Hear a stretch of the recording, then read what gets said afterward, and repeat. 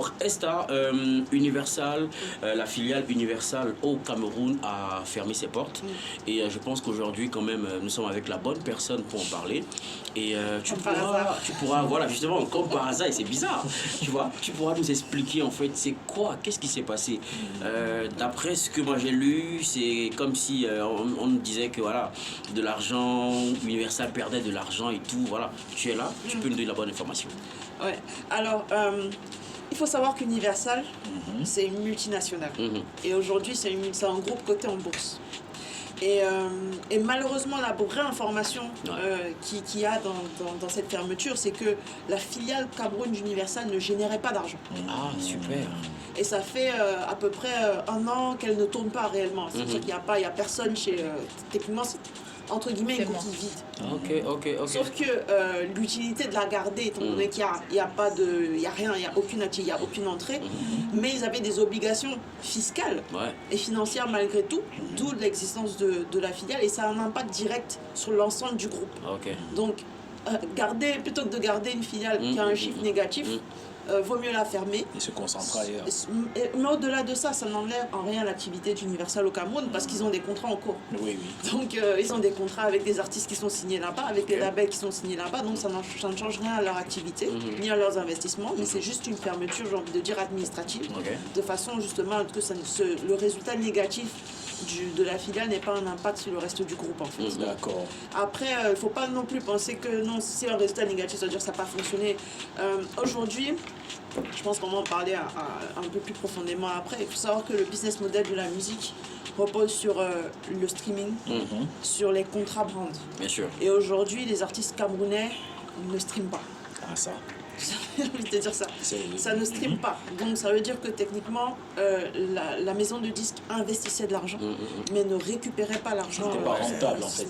Voilà. Et dans une situation où justement il faut remonter les comptes à un groupe, c'est très difficile de continuer à maintenir comme ça une filiale qui a des chiffres négatifs. Donc c'est plus dans cette... en même temps, on comprend mieux beaucoup de choses. Hein.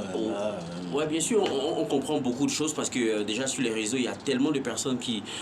chacun qui va de chacun donnait son information, chacun voulait chacun voulait jouer à l'intéressant en disant que ouais, j'ai la bonne info et tout. J'ai lu tellement de choses dans des groupes WhatsApp tout à l'heure et franchement, vu que tu es avec nous, tu nous as donné la bonne information.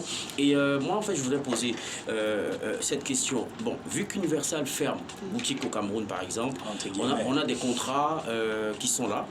Comment est-ce qu'on peut continuer à gérer des artistes? On peut continuer avec des contrats qui sont là, mais la maison n'existe plus au Cameroun. En fait, je pense que pour bien recentrer la question, sauf si tu l'as suffisamment bien compris, pour bien recentrer la question, je pense que ce qu'il veut demander, c'est, vu qu'il n'y a plus, entre guillemets, de filiale au Cameroun, ces artistes-là seront gérés comment maintenant, ces artistes qui sont sous contrat? Alors, il faut savoir que quand Universal signe son premier artiste camerounais, Universal Music Africa, Cameroun n'existe pas.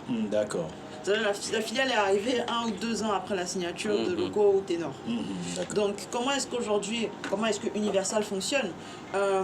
Ils sont à Abidjan et c'est beaucoup de remote. Ça veut dire que, et c'est peut-être aussi ce que les gens ne comprennent pas, c'est un échange entre une maison de disques et l'équipe de l'artiste ou le label qui gère sur place. C'est-à-dire qu'aujourd'hui, Universal a des contrats de licence avec des labels qui s'occupent de développement d'artistes en local. Et il a aussi des contrats en exclusivité, donc en direct avec des artistes. Donc tous les échanges se font soit vraiment par des échanges à distance, donc vraiment mail-call, ou alors déplacement de l'équipe Universal Abidjan-Cameroun ou des Camerounais vers Abidjan. Donc ça fait longtemps que c'est comme ça que ça fonctionne. Bien sûr. Et c'est pour ça, d'où l'importance en fait pour l'artiste qui est signé d'avoir une équipe solide sur place. Et souvent c'est ça qui a manqué. C'est même souvent ça qui manque.